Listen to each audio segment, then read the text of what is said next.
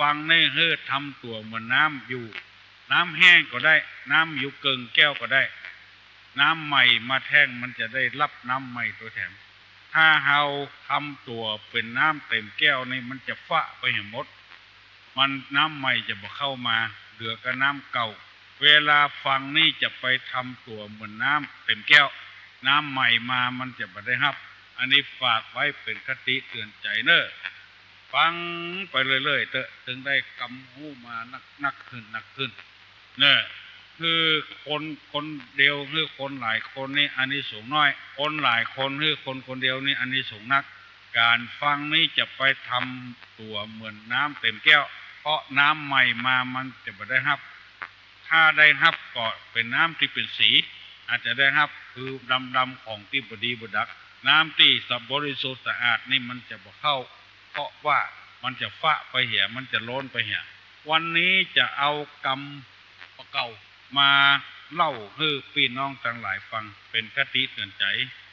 กรรมสุภาษิตเป็นว่าเปิ้นบ่ถามอย่าไปฟังกล่าวเปิ้นบ่เปล่าอย่าฟังไปเปิ้นบ่ถามอย่าไปฟังกล่าวเปิ้นบ่เปล่าอย่าไปฟังไปคือหมายความว่าทำความดีแล้วจะบ่ได้ดีเปิ้นบ่ถามเปิ้น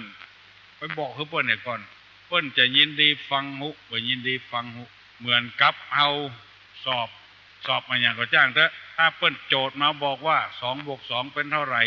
อันนี้ก็กล้วยตอบเปิ้นเป็น4เปิ้นมาถามนี่ไปตอบเปิ้นเป็น4ไผบ่ยินดีตัวมันเป็นความจริงแต่เรื่องนี้ตุลุงเคยพิสูจน์มาแล้วบางคนอยู่ด้วยกัน3คนเปิ้นถามคนหนึ่งแล้วแถมคนหนึ่งฟังตอบแทนเปิ้นจะพอใจหุบ่พอใจบ่หุเปิ้นถามนายขอตอบแทนเปิ้นถามแม่แก้วแม่คำตอบแทนอันนี้เปิ้นว่าเปิ้นบ่ถามจะไปฟังกล่าวถ้าเปิ้นเป็นหน้ามาตั้งเฮาถามเฮากล้วยตอบมันจะประสบผลสำเร็จเป็นอย่างดีอย่างเตะฟุตบอลเข้าโกเตะแล้วมันบ่เข้าสกรรมแป๊ดไปที่อื่นเนี่ยมันก็เป็นที่น่าเสียอกเสียใจเปิ้นจะอู้กับเฮาบ่อู้กับเฮาบ่ฮู้คือจำไว้เด้อไผก็จ้างเถอะวัดนี้มีตุเจ้ากี่ตนเปิ้นถามตุเจ้าบุญพอออกฟังตอบแทนเนี่ยแม่ออกฟังตอบแทนเนี่ยป้ามีลูกกี่คนน้องของป้าฟังตอบเนี่ยมี3 คน 2 คนอันนี้มันบ่เต็มใจจะไปฟังกล่าวฟังกู้เด้อเปิ้นเป็นหน้ามาตั้งเฮาเมื่อใดก็กล้วยอู้มึงอันนี้เป็นนิสัยโดยเป็นมารยาทของคนต่างพื้นบ้านพื้นเมืองเฮาโดยเปิ้นบ่ถามไปฟังกล่าวเปิ้นบ่เปล่าจะไปฟังไปเปล่านี่ก็คือประกาศนะเปล่าเอิ้นอย่างหมู่เนี้ยเปิ้นฮ้องไปประชุมเด้อก็กล้วยไปเปิ้นยังบ่เปล่าเตื้อเปิ้นยังบ่ฮ้องเตื้อเปิ้นยังบ่ประกาศเตื้อร่นไปเด้อเปิ้นเสียเวลาเปิ้นบ่นิมนต์ตัวเก่าเนี่ยมีหลายละเดี๋ยวนี้เปิ้นว่านิมนต์จำเพาะเจาะจงเนี่ยเฮาบ่ไปสักกรรมใจงื้อลูกศิษย์ไปหยามันบ่ม่วนใจเปิ้นใครได้ตัวคนนั้นและคนนั้นไปแทนเหียมีจัดหลายละลองขอใบนิมนต์เนี่ยก่อนขอนิมนต์จำเพาะเจาะจงถ้าขัดข้องประการใดก็ให้โทรศัพท์มาเปิ้นว่าอย่างอีกเอาก็ไปโทรศัพท์ไปบอกคือเปิ้นเนี่ยบ่ได้ไปเน้อเนี่ยแต่ว่าโอ้ไผก็ได้เอามาเถอะอันนี้ก็ยังแขวนน้อยตัวตั้นบ่ได้ก็เอาคนอื่นก็ได้ยังแขวนน้อยหรือว่าใบนิมนต์มันบอกว่าถ้าท่านขัดข้องจริงๆไม่สามารถมาได้จัดตัวแทนมาก็ได้อันนี้ได้อันนี้เปิ้นบ่เปล่าร่นไปมีหลายวัดหลายวาเคยทะเลาะเบาะแว้งกันเพื่อเปิ้นมานิมนต์บ่เอาหนังสือบ่เอาใบนิมนต์เจ้าอาวาสซะครับแล้วตัวเก็บไว้หยาแล้วก็ไปแทนเจ้าอาวาสแล้วไปบอกที่นิมนต์คุณบอกว่าพระเจ้าอาวาสบ่อยู่เพิ่นใจให้ผมมาเพื่อฮู้กันมาล้นบ่ใจหยังซักอย่างหมู่นี้เป็นต้นอันนี้เป็นมารยาทสุภาษิตนี่ขอฝากขอฝังไว้กับพี่กับน้องทั้งหลายไว้นำไปพินิจพิจารณาแล้วก็ไปฟังอู้แทนเพิ่นเถอะเพิ่นเป็นหน้ามาหัดหัวเมื่อใดก็ก้อยอู้แทนเมื่ออัน มาเป็นหน้ามาหาตัวก็เพิ่นถามกันเขาอย่าตอบบ่ตอบเป็นเรื่องของเขาไปฟังเฝ้าลำไปเพิ่นบ่ชอบอู้กันซื่อๆถ้าเพิ่นตาเฮาใครอู้กับคนหนึ่งคนอื่นคนหนึ่งอู้แทนเนี่ยพอออกไม่ออกตุลุงนำมาเสนอเข้มข้นถึงวันเนอะออกให้ปากันฟังมาเดียวนี้จะได้นำเอาคำว่าคุณสมบัติของผู้เป็นหัวหน้าของผู้นำผู้เป็นหัวหน้าจะเป็นก่อเฮือนก็จ้างจะเป็นแก่บ้านก็จ้างเป็นแฟนก็จ้างเป็นอบตก็จ้างประธานอบตก็จ้างเป็นรองประธานก็จ้างเป็นนายกก็จ้างเป็นหัวหน้าคนนี่แหละเป็นผู้นำคนนี้จะต้องมีคุณสมบัติถ้าบ่มีเฮือเร่งทำเนี่ยจะเป็นไผก็ตามเถอะเป็นครูนอกจากเป็นครูสอนนักเรียนแล้วต้องเป็นผู้ใหญ่อาจารย์ใหญ่หรือผู้อำนวยการทั้งหมดเนี่ยจะต้องมีคุณธรรม6อย่างดังที่จะนำมาเสนอให้พี่น้องทั้งหลายฟัง1มีความอดทนผู้นำนี่นะจะต้องเป็นคนอดทน2มีความตื่นตัว3มีความขยัน4มีความเอื้อเฟื้อเผื่อแผ่5มีความเอ็นดู6มีความหวังดีเป็นตู้หลวงเจ้าวัดก็จ้างเป็นผู้จานนำศรัทธานำกลิ่นน้ำตาลก็จ้างต้องประกอบด้วยคุณธรรมหมดเนี้ยเป็นป้อหอป้อเฮือนหัวหน้าครอบครัวต้องมีความอดทนตู้ลุงจะได้ขอเมตตาเวลาอธิบายคือท่านทั้งหลายได้ฟังอดทนนี่เปิ้นขยายออกไปว่ามีอยู่3อย่างทนลำบาก2ทนตรากตรำ3ทนต่อความเจ็บใจความอดทนนี่นะลำบากตรากตรำและเจ็บใจทนลำบากเพราะว่าเฮาเป็นหัวหน้าตื่นก็ต้องตื่นเจ้า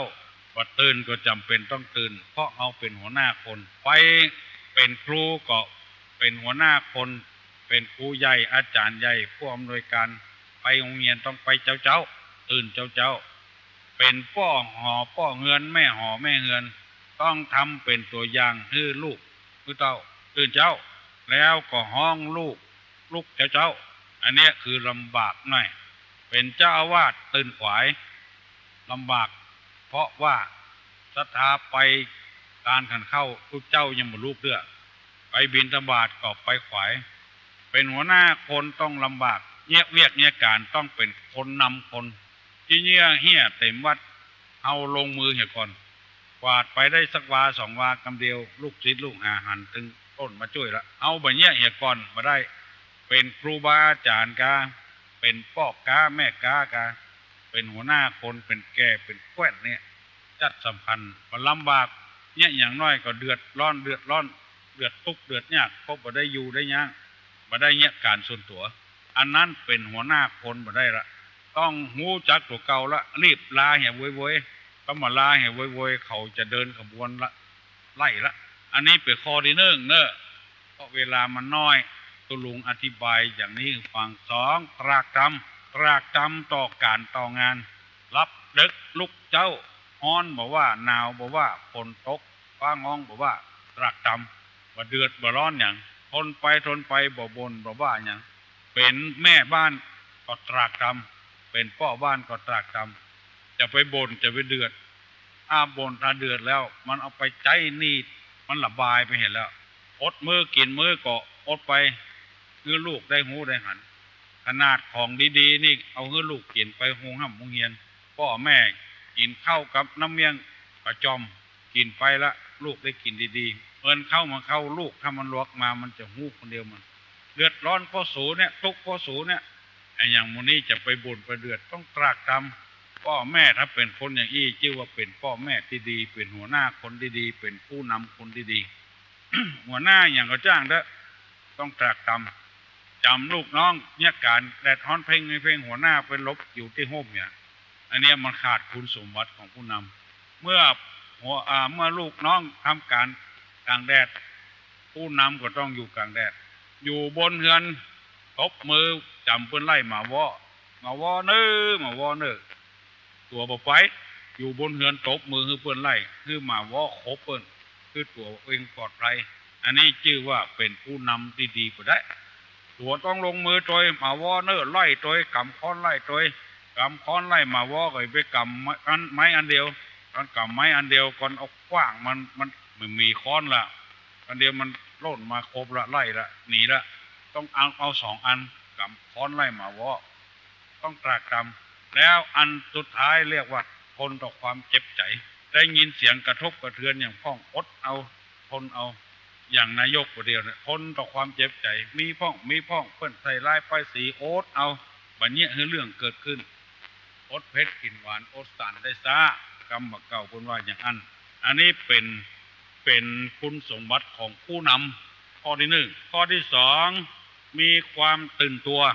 ไปหันในอย่างที่ไหนเอามาปรับปรุงมาแก้ไขในบ้านของเราเป็นตู้หลวงอยู่วัดปาศรัทธาไปกินไปทานศรัทธาจะได้หูได้หันเปิ้นแล้วถึงเวลาเอามีก็จะได้เงียบเหมือนเปิ้นเป็นตู้หลวงเจ้าวัดนำศรัทธาไปปล่อยหลวงกาไปงานต่างๆกา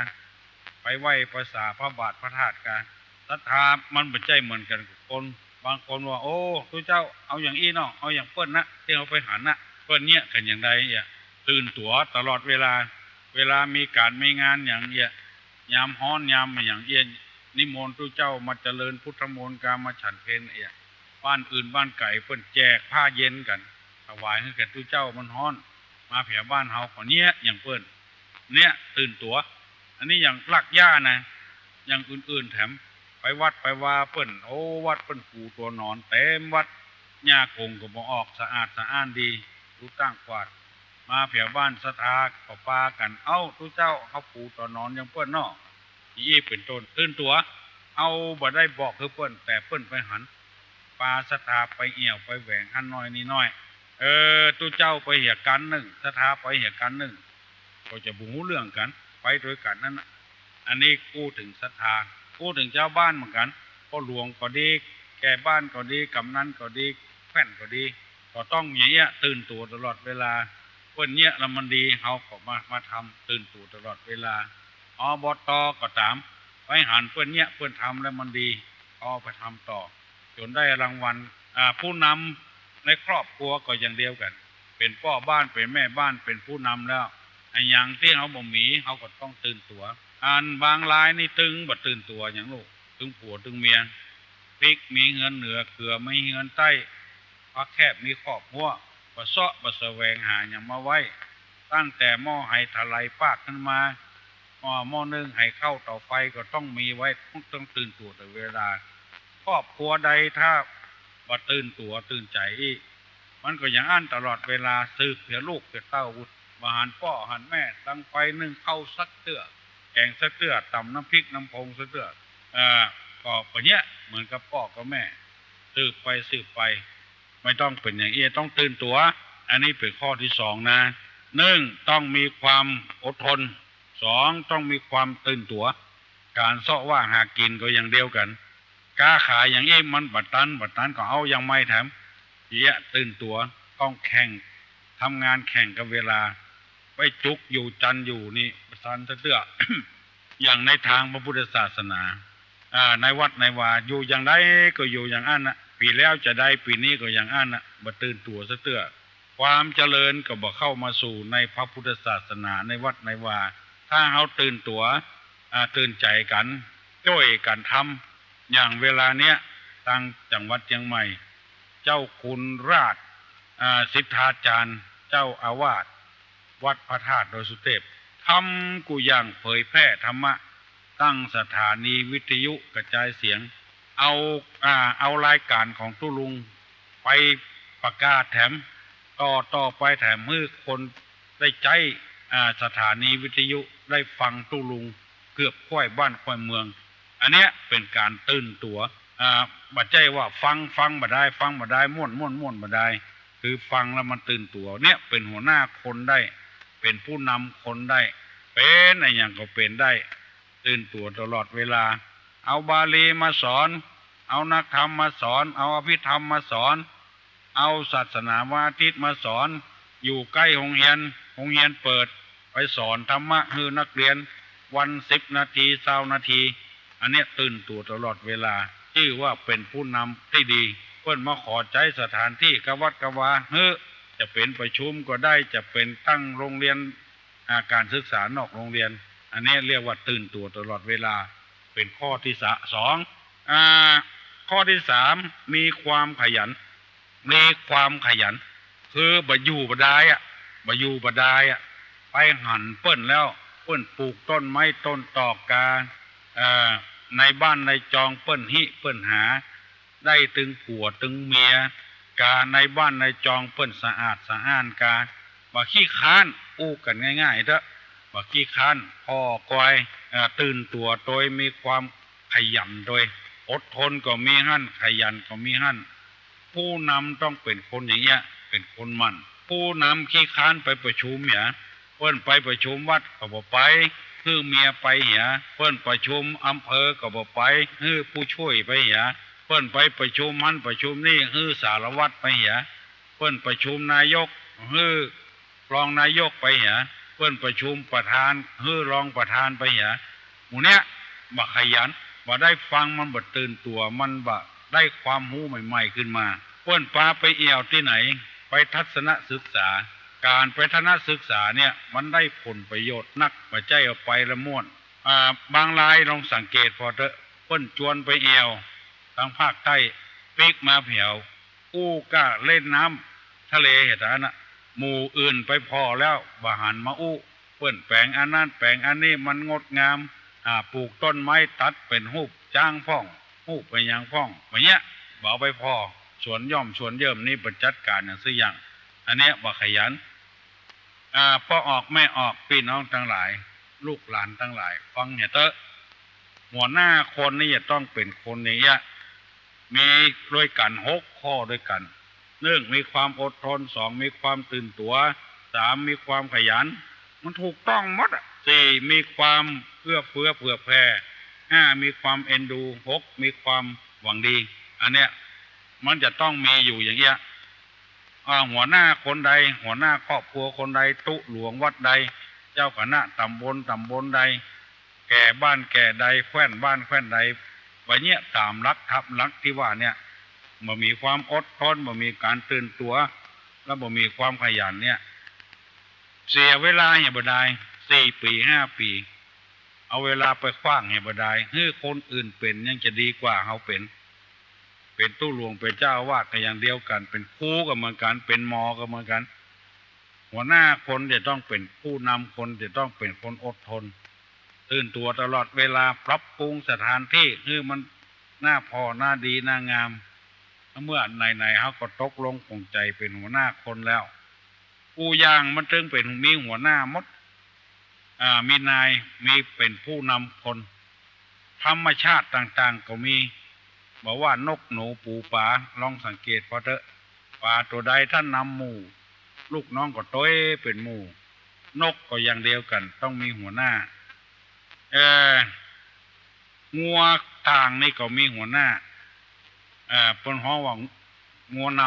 ำควายนำฝูงก็มีหัวหน้าคนเอานี่ก็ต้องมีหัวหน้าเมื่อตกลงปลงใจว่าจะเป็นหัวหน้าคนแล้วเป็นพ่อคนแม่คนเปลี่ยนเป็นผัวกันเมียกันแล้วจะต้องมีคุณธรรมนะไม่ใช่นับได้นับเป็นไม่ใช่นับได้นับเอานะจะเอาผัวจะเอาเมียเดี๋ยวไม่ใช่นับได้นับเอาต้องมีคุณธรรมเมียก่อนเพราะคนอันนี้ไม่ใช่เหมือนสิงสารสัตว์จะต้องเจริญรุ่งเรืองจะไปถอยลงคือมันเจริญรุ่งเรืองขึ้นมีวิธีใด เอาตะนักตังใดคล่องตังใดเป็นตังใดจ้างตังใดเอาก็ทำอันนั้นตุลุงตะกอนเปิ้นจังนิมนต์ไปหั่นไปนี่8 จังหวัดในภาคเหนือและทุกอำเภอในภาคเหนือไปกุฏิกูแห่งพอมาถึงเวลาเท่าแก่แล้วมีใจใคร่ประกาศธรรมะเอาธรรมะมาเผยแพร่ให้แก่พี่น้องวงศาคณาญาติลูกพอดีลูกศิษย์ของตุลุงนี่เปิ้นก็เป็นอกเป็นใจให้พยายามเก็บหอมรอมริบแปลงสถานีวิทยุชุมชนไว้เอาบ่ได้ไปไกลก็ประกาศทำใกล้ๆเนี่ยวัน1 ชั่วโมงอันนี้ บัดใจว่านำเอาเรื่องส่วนตัวมาอู้มาอวดตัวบัดใจจะว่าเขาว่าเถอะยอมรับเพราะว่าเขาเป็นผู้นำคนแล้วจะต้องเป็นไปอย่างอี้เนี่ยเกือบกูอย่างฮะในปีที่แล้ว2 ปีที่ผ่านมาอยากจะให้เงินเจ้าบ้านเก็บขยะก็พยายามลงทุนจ้างละอ่อนเก็บขยะตามบ้านตามจองเอาไปเผาก็มีเอาไปขว้างก็มีเก็บปวดเก็บไปอย่างไว้เป็นผู้นำเจ้าเดียแต่ว่าเปิ้นบ่โตยเปิ้นบ่โตยตามบอกกติกาอย่างมีเปิ้นบ่โตยตามทางวัดก็หันว่าบ่ได้ละเนี่ยบ่ได้ละลงทุนไปเป็นหุกี่แสนละชาวบ้านบ่โตยตามมาก็ย่างเหียให้เป็นผู้นำชาติดีแต่ผู้นำบ่เดียวเนี่ยมันต้องเสียเงินเสียทองบ่จะนำบ่ได้เสียเงินเสียทองการก่อสร้างในวัดในวาก็ต้องชะงักไปได้หลายปีเพราะไปเมาเก็บขยะนี่พี่น้อง13ชาวบ้านแต่เปิ้นบ่หันดีหันชอบโดยหมู่นี้เป็นต้นก็เลยยั้งละบ่เดียวเอาทางใดแถมเอาไถ่ถอนชีวิตสัตว์นำไปบางคนเอางัวเอาควายไปแล้วเอาไปขายโจทย์เหียประเดี๋ยวนี้เขาก็ย่างแล้วเอามาเลี้ยงเป็นหมู่ในบ้านนี่ก็มีงัวก็มีควายก็มีเอาไปเลี้ยงที่อื่นก็มีอันนี้คือยกตัวอย่างให้ฟังน้อยๆบ่ได้ว่าไปก็เป็นการอวดตัวครูบาอาจารย์ตุเจ้าพระนายมีความรู้มาอยู่ตัวเป็นมหาปรริญญาก็มีจบปริญญาแล้วก็มีเรียนต่อก็มีเนี่ยก็ขอเพิ่นเป็นครูฮึหมู่ที่เป็นมหาก็ขอให้สอนบาลีหมู่ที่เป็นมหาก็ขอให้เพิ่นสอนนักธรรมหมู่ที่จบปริญญามาก็ขอให้เพิ่นสอนอภิธรรมการนักธรรมการเนี่ยจะต้องตื่นตัวตลอดเวลาต้องมีความขยันวันนี้ถ้าอยากได้3 ข้อเหตุก่อนส่วนมีความเอื้อเฟื้อเผื่อแผ่มีความเอ็นดูมีความหวังดีนี่ตุลุงจะเอาต่อวันพุธเนอะเพราะเวลามันประเดี๋ยวนี้6:40 นาทีแล้วไผ่ยังบ่ลุกเห็นลุกเนอจะไปลุกขวายโรคเงียเวียกเงียการอาบน้ำอาบท่าให้ร่างกายสดชื่นอาบน้ำเมื่อเจ้านี่มันสดชื่นดีนะลองพอเถอะแปรงสีฟันอย่าเรียบร้อยแล้วก็เข้าห้องน้ำอย่างเสร็จแล้วก็ชำระร่างกายเข้าห้องน้ำสบายอกสบายใจประเดี๋ยวนี้ได้นำเสนอได้3 ข้อให้ก่อนเนอะวันพุธตุลุงจะนำเสนอแถม3 ข้อมาลุนฟังเนอะขอประกาศเนอะวัดดอนแก้วตำบลดอนแก้วถ้าไผ่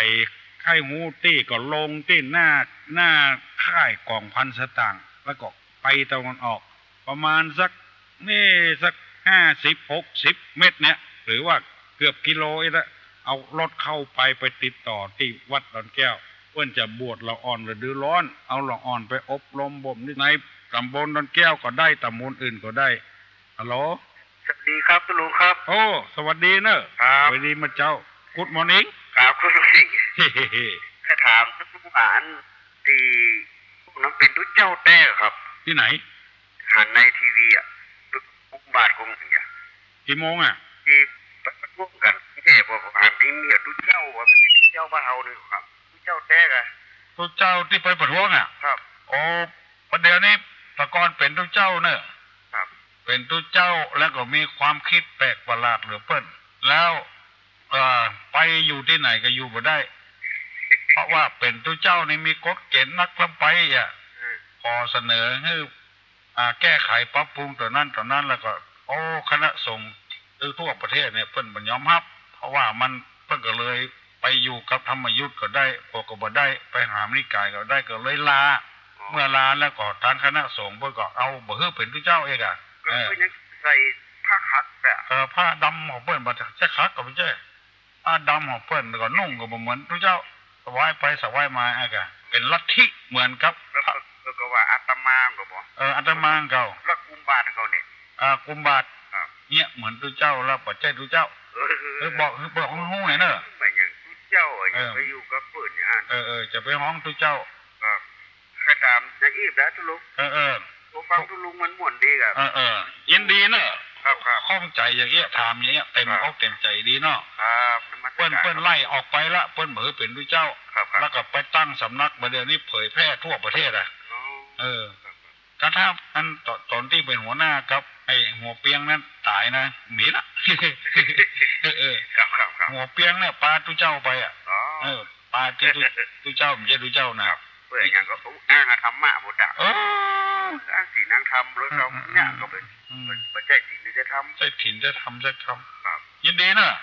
นมัสการครับหลวง เจริญพรบุคคลผู้ที่จะบวชได้นี่นะต้องเป็นผู้ชายอายุ10 ปีขึ้นไปของเป็นคนมีสติปัญญาดีเอาฮัลโหลฮัลโหล เหรอ ฮัลโหลเจริญพร ลุง โอ้ ได้ยินละ ได้ยินแล้วลุง อยู่คำหลวงกันนึง โอ้คำหลวงปุ้น ครับผม เอาไก่แก่ไก่ว่า ฟังวันนะลุง ยินดีเนอะ อีกต่อแว่ง อืม มันเลยเลี้ยงยิงตุลุง อืม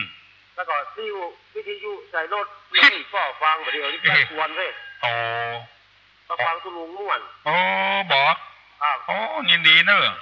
กำลังใจขึ้นหนึ่งขั้นนะครับ อุ้ยป้อนนั่น เออปะอุ้ย ครับ ฮัลโหลปะอุ้ยเหรอ อันที่ว่ากวนก็แบบ ปะอยู่บ้านกวนเหรอฟังตุลุงเหรอโอ้ดีเนอะปะอุ้ยเนอะ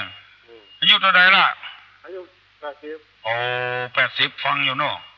เข้าใจดีก็ ม่วนด้วย ม่วนเหรอฟังถึงวันเนอะตุลุงจะออกถึงวันเนอะ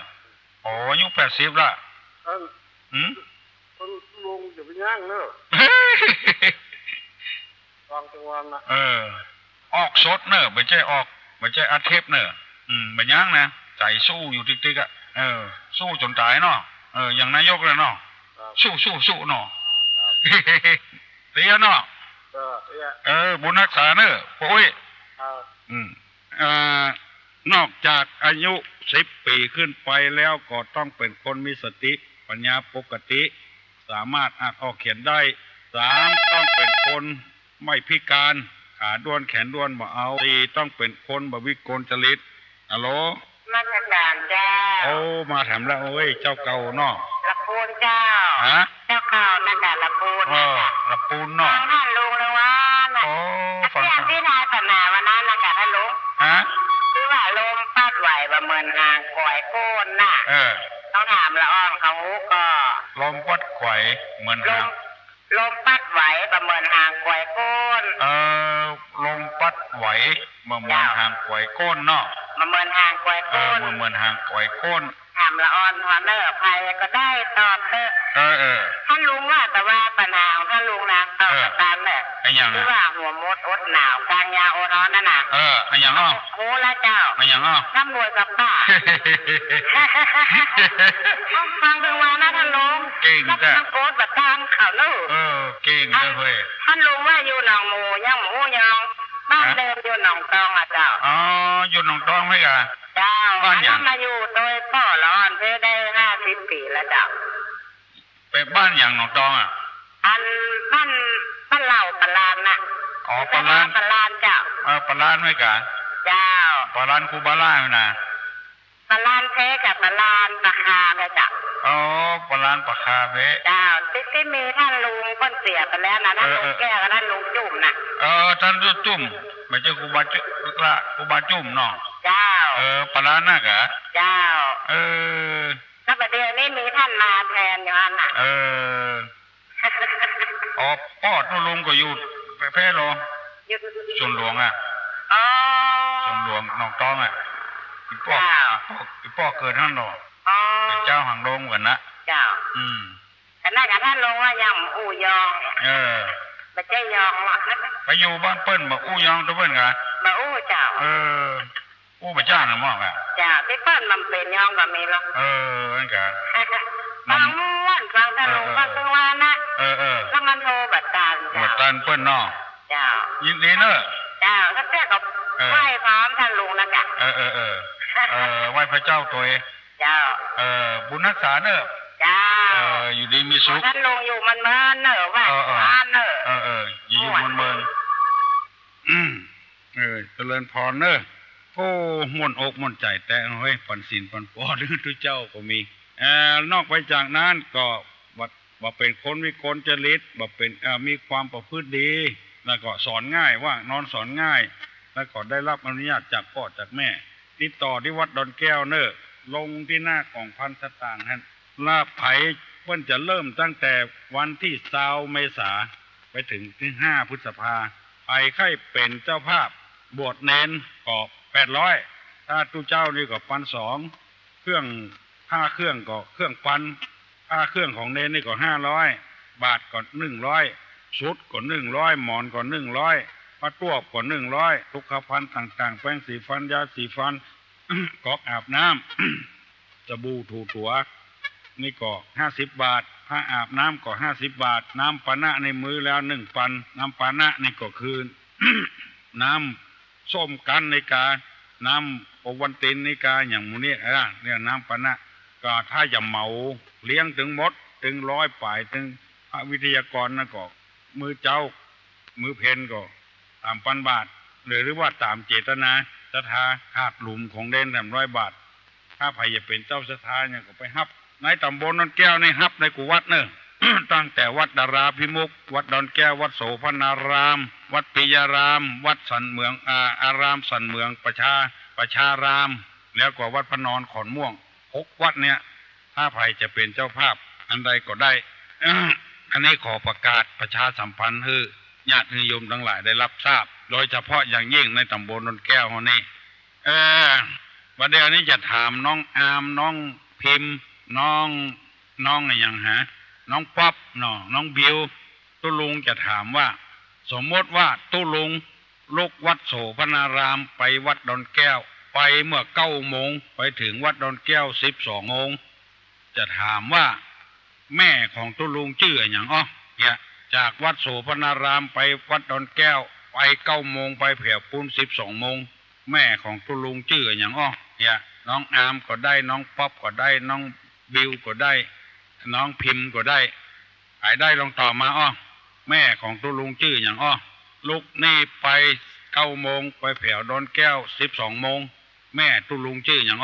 ไว้เนอะถ้าบัดตอบเพื่อคนอื่นตอบเนอะอย่านับถึง10 1 2 3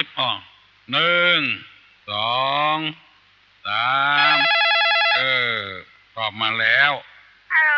ไปหาเที่ยงเจ้าน้องหยังน้องอายเจ้าน้องอามน้องอายค่ะน้องใหม่กับค่ะอยู่บ้านหยังสงสาน้องอายบ้านสบสาน้องพี่บิวเจ้าน้องพี่บิวมันกำค่ะ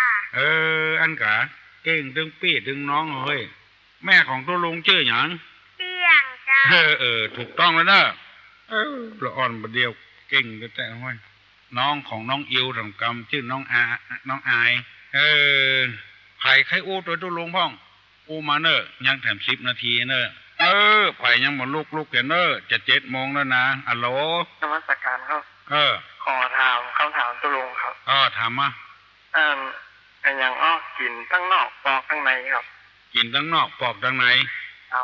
นี่คนอื่นตอบนะนี่คนอื่นตอบเนาะครับไปตอบได้ตอบมาเนอะกินตั้งนอกปอกตั้งในไปได้ตอบมาเนอะไปตอบได้กินตั้งนอกแล้วปอกตั้งในคนใหญ่ก็ได้ละอ่อนก็ได้ดอนแก้วก็ได้หนองฟานก็ได้ซบสาก็ได้ดงปอคอยก็ได้บ้านสาราก็ได้บ้านปะแงะพระเจ้าน้องโขนบ้านสันเมืองพระนอนปุ้นตั้งสันทรายเมินนั่นเนอะไม่ได้ยินนะฮัลโหลครับฝากปัญหาแถมสักปัญหาหนึ่งแล้วครับถามมาแถมอันแค่ถามว่าหนังหุ้มโขนหุ้มกระดูกหุ้มเนื้อแล้วก็เนื้อหุ้มแหนมด้วยครับมันคืออย่างไรครับถามตุลุงเหรอครับถ้าตุลุงตอบตุลุงจะตอบว่าอย่างไรครับเปล่าถูกม้วนเนาะน่ะถูกต้องแล้วครับเมื่อล่ำได้โทรไปสัญชายครับวิเวกอย่างแต่ไม่แจ่มครับผมไม่แจ่มบนเนาะครับตุลุงตอบเนาะครับผมถูกต้องเอาละครับ เดี๋ยวผมอยู่อื่นผมเข้าไปแอบนอกเจริญพรเนอะครับผมบุญรักษาไม่แจมบุญนะไม่แจมบุญแห่งกรมกินนอกปอกในเอาวันนี้ครับชอบเหรอน้องแอมเหรอถามครับฮะถามครับฮะขอถามปัญหาครับถามเหรอครับถามว่าโจรปล้นที่ไหนไม่ต้องแจ้งตำรวจครับอย่างก็โจรปล้นที่ไหนไม่ต้องแจ้งตำรวจโจรปล้นที่ไหนไม่ต้องแจ้งตำรวจครับ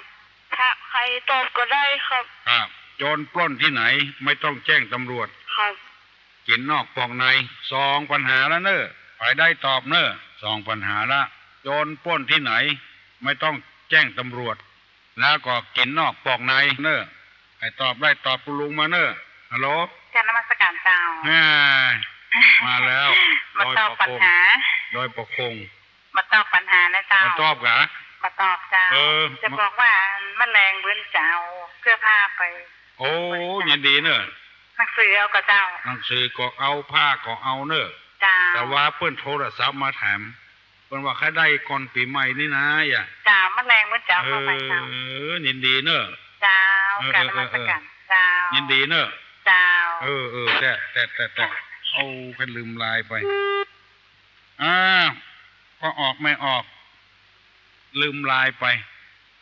ไอ้มีเสื้อผ้าเก่าแล้วก็ใจละยังใจได้อยู่เอามาฮื้อตุลุงเนอะโอ้เปิ้นใครได้กันเบิ่งนะเหรอลุงครับขอถามสักหน่อยนะครับว่าการนอนนะว่าวันนี้หัวตะวันตกนี่มันดีครับอันคนโบราณเฮาเนาะครับอู้ซื่อๆนะมันเจ้าพุทธส่วนมากในจะเอาหัวไปตะวันออกครับเพราะพระพุทธเจ้าตรัสรู้เบนหน้าไปตะวันออกเบนหน้าไปตะวันออกเจ้าพุทธเอาจะไปอย่างนั้นเวลาขอโทษเนอะขอโทษกูคนเนอะที่ฟังนะครับเวลาเผาศพในเพิ่นจะเอาหัวไปตะวันตกส่วนมากนะเพิ่นว่าเป็นคนที่บ่เป็นมงคลและแถมอย่างนึงลองสังเกตพอเถอะคนทางเหนือเขาคนที่นับถือพุทธศาสนาจะเอาหัวไปตะวันออกแล้วก็นอนตัดหน้าต่างแล้วคนทางเหนือเขาเนี่ยไผ่ๆเขาว่ามันงามนะเพราะว่าเวลาพระจันทร์ออกมาเนี่ยเวลาเดือนออกมาเนี่ยมันส่องออกมา2 คนผัวเมียนอนด้วยกันจะได้พอเดือนมันงามแล้วพอลูกเกิดมาก็จะเป็นคนงามอย่างขอโทษเนอะได้เฮียนมาได้อ่านมาอย่างนั้นเนอะครับแบบที่แน่ๆด้วยเขานอนหัวตะวันตกดึงบดีแน่นอนนะครับน้องบดีดึงบดีเนาะนอนตะวันตกไม่น่าหัวไปพูดนะเอาหัวตะวันตกนะครับดึงบดีเนาะบดีเนาะครับอู้ซื่อๆเนาะครับดีนะครับที่ไหนอ่ะเขามาแจกกันมาต้นขามให้รถไฟนี่ครับไม่แจมมั้งอ่ะไม่ใช่ครับสถานีรถไฟนี่ครับสถานีรถไฟต้นโขดังไปพูนได้ครับต้นขามครับบุญรักษาเนอะครับขอบคุณครับสวัสดีวันนี้มาหลายที่หลายตังเฮ้ยยินดีเนอะกินทั้งนอกปอกทั้งในอย่างก็ลมใบแกว่งหางครับอย่างหูแถมอันลืมไปละฮัลโหลอย่างเสียงก้อยฮะเสียงก้อยได้ยินมันก้อยบันปะแกหลบปูนวนได้ยินชัดหรอฟังตุลุงทั้งวันน่ะ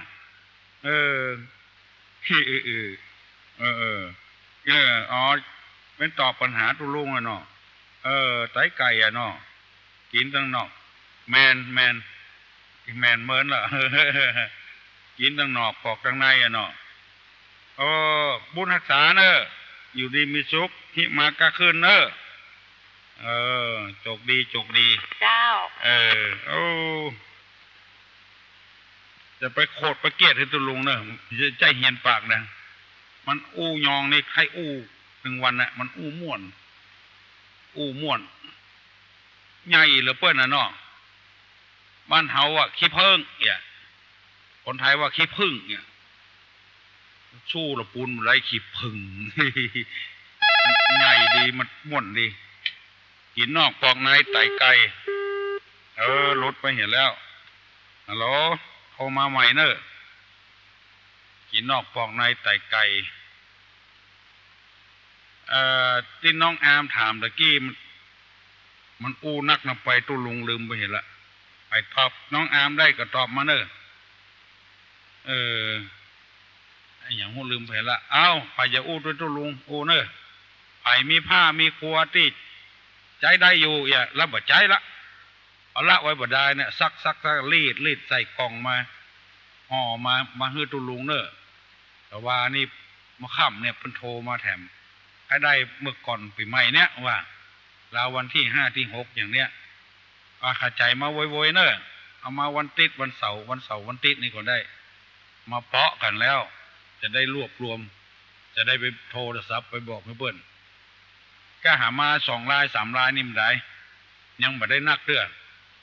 รายไหนกล่องกาเกิงกล่องเฮ็ดแต่ใครจะอู้ตัวตุลุงอู้มาเนอะบอกใกล้ว่าไก่ฮับหมดบอกว่าไผ่คนใดตู้เจ้าพนายอู้ก็ได้สถาชาวบ้านอู้ก็ได้บ่ต้องเกรงใจนะบ่ต้องเกรงใจกูเตื้อในแถวลำปางพุ่นน่ะวันนี้ดักปิ้งเอาเว้ย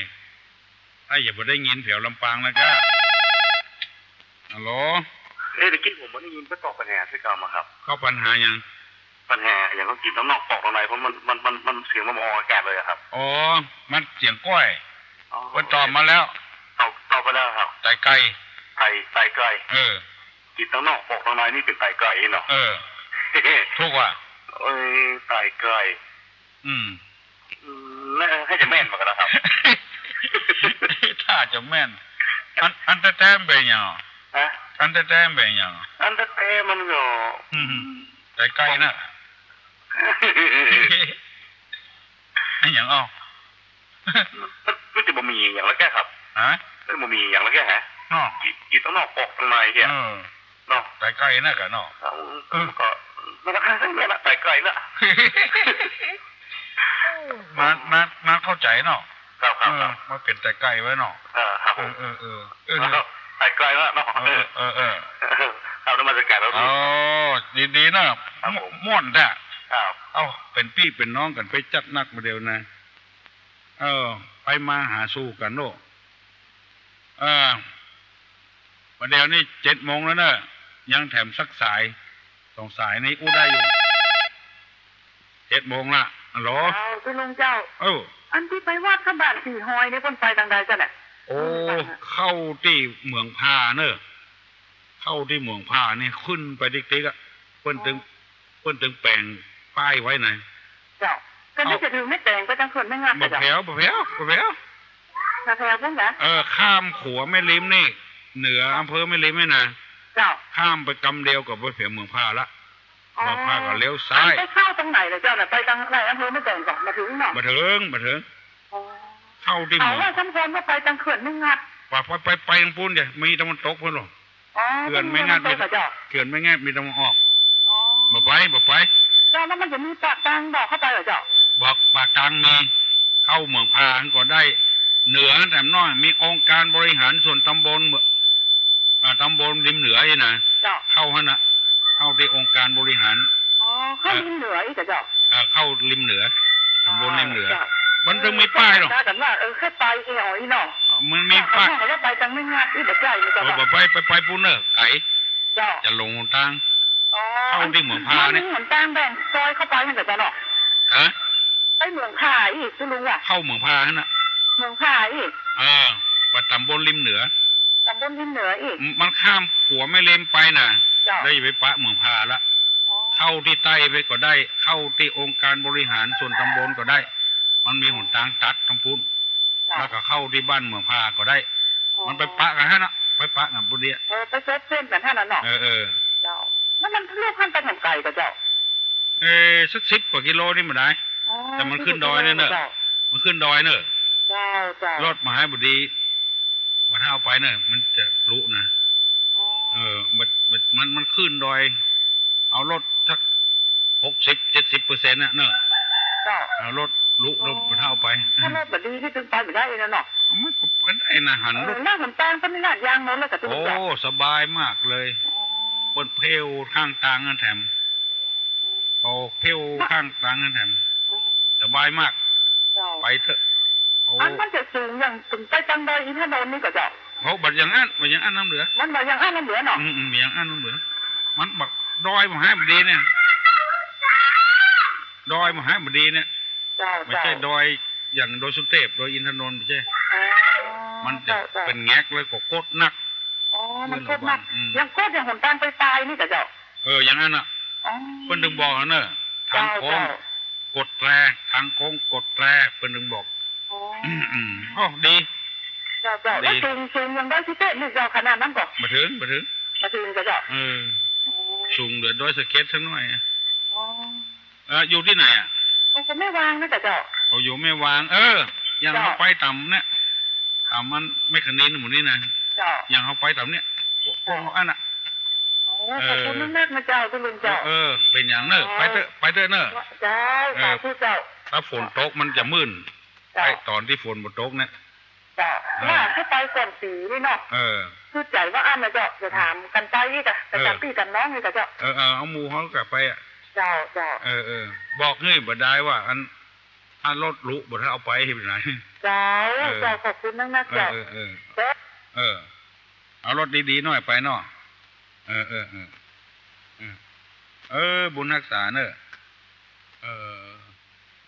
ขอเงือปากันอยู่ดีมีสุขอายุมั่นขวัญยืนหิมากาขึ้นถึงมีโจกมีลาภภาพแปรชนะข้าศึกจะรู้ไปที่ใดก็ขอคือคนฮักคนหุมเทวบุตรเทวดาก็ฮักของหุมเนอะยกมือเนอะยกมือไว้จะปั่นปอนนะ7 โมงนะสัพพิติโยวิวัจจันตุสัพพะโลโกวินัสสตุมาเตภวะตวนตรายโยสุขีทีคาโยโกภวะอภิวาธนาสีริสเนจังบุทาปจายโนจัตตาโลธรรมาวัฏันติอายุวันโนสุขังปะลัง